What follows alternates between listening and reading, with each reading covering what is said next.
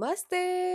आज मैं लेकर आ गई हूँ एक बहुत ही यूनिक हलवे की रेसिपी जो कि है काली गाजर का हलवा। सर्दियों के मौसम में आसानी से मिलने वाली ये काली गाजर का भी आप बहुत टेस्टी हलवा बना सकते हो। लखनऊ की तो बहुत ही ज्यादा फेमस डिश है ये।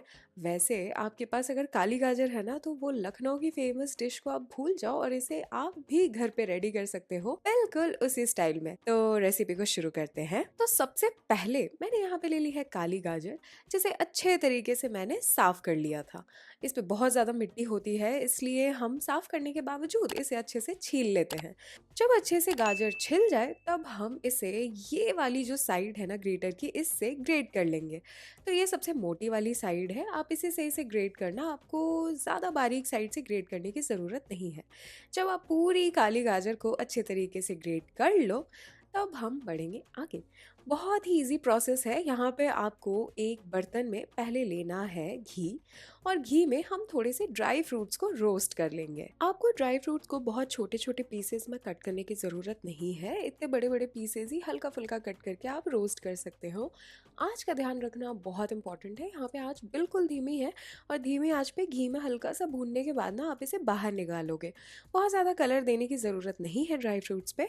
अब यहाँ पे इसी पैन में मैं उसी घी में ऐड करी हूँ ग्रेटेड गाजर को। जो काली गाजर हमने ग्रेट करके रखी थी, कद्दूकस करके रखी थी, उसे हम इसी घी में ऐड कर देंगे। अब अच्छे तरीके से ना हमें इसे भूनना है। ये बहुत ज़रूरी है कि आप इसकी भुनाई बहुत अच्छे से करो, जिस तरीके से हम यूजुअली लाल गाजर को भी भूनते हैं उसी तरीके से। तो यहाँ पे आप इसे भूनते जाओगे ना तो आप थोड़ी देर में देखोगे कि इसका सारा पानी ना सूख गया है। ये आप जब इसे भूनते हो तो आपको करछी से इसे चलाते वक्त ही पता चल जाएगा। यहाँ पे मैं इसे मध्यम आंच पे ही भून रही थी। जब इसका काफ़ी हद तक पानी सूख जाए और ये थोड़ा सॉफ्ट लगने लगे तब आप इसमें कर दोगे दूध को ऐड। यहाँ पे दूध को अच्छे तरीके से आप ऐड कर दो, और फिर दूध में ही इस गाजर को हमें पकाना है। ये जो दूध है ये पर्पल कलर का हो गया है, जैसा कि आपको दिख रहा होगा बैंगनी कलर का हो गया है। इससे कोई प्रॉब्लम नहीं है, ये काली गाजर का रियल कलर है। और अच्छे तरीके से इसमें आप आने दो उबाल। बीच बीच में आपको इसे चलाना भी है, ये बहुत इंपॉर्टेंट है क्योंकि ये चिपक सकता है। यहाँ पे आँच को ना मैंने बिल्कुल धीमा कर दिया था, और आराम से हम इसमें गाजर को पकने देंगे। मैं इसी वक्त इसमें चीनी को ऐड कर देती हूँ, थोड़ी सी चीनी को, ज़्यादा नहीं फिलहाल। इसलिए क्योंकि अभी गाजर जो है वो पक रही है दूध में, तो ये ना थोड़ी मिठास इसे खींच लेगी। तो ये बहुत अच्छा फ्लेवर लेकर आती है हमारे इस गाजर के हलवे में। बीच बीच में ना आपको इसे चलाना है और दूध रिड्यूस होता चला जाएगा, और आप देखोगे ना कि दूध की क्वांटिटी तो बिल्कुल ही कम हो गई है और कुछ इस तरीके का हलवा दिखने लग गया है। ये वो समय है ना जब हम इस हलवे में अच्छी खासी मात्रा में चीनी डालते हैं, मतलब जितनी आपको खानी है उतनी। और उसके बाद ना आप इसमें 1 चम्मच घी भी ऐड करते हो। ये बहुत ज़रूरी है कि इस स्टेज पे आप 1 चम्मच और घी ऐड करो। तो शुरुआत में आप चाहो तो थोड़ा कम घी लेकर इस हलवे को बना सकते हो, क्योंकि एंड में इस घी को ऐड करना बहुत ज़रूरी है, वरना ना दूध का एक कच्चा सा फ्लेवर आता है हलवे में जो कि बिल्कुल टेस्टी नहीं लगता। तो इसलिए बहुत ज़रूरी है कि आप यहाँ पे भी 1 चम्मच घी, बड़ा चम्मच घी डालो, और फिर इस हलवे को आप चलाते जाओ।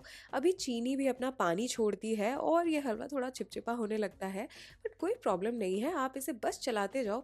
और थोड़ा और रिड्यूस करने की ज़रूरत है हमें इसे। तो थोड़ी ही देर बाद आप देखोगे ना कि ये खुद ब खुद पूरे पैन को, बर्तन को छोड़ना शुरू कर देगा, और इसका जो कलर है वो और भी ज़्यादा डार्क हो चुका है।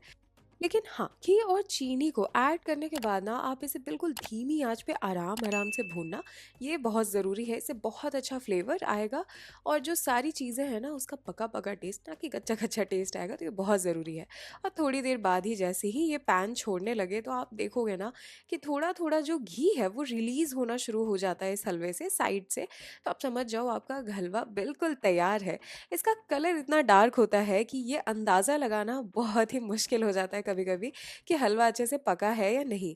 तो ये सारी वो चीज़ें हैं जिसका आप ध्यान रखोगे ना तो आप समझ जाओगे कि हलवा अच्छे से पक चुका है।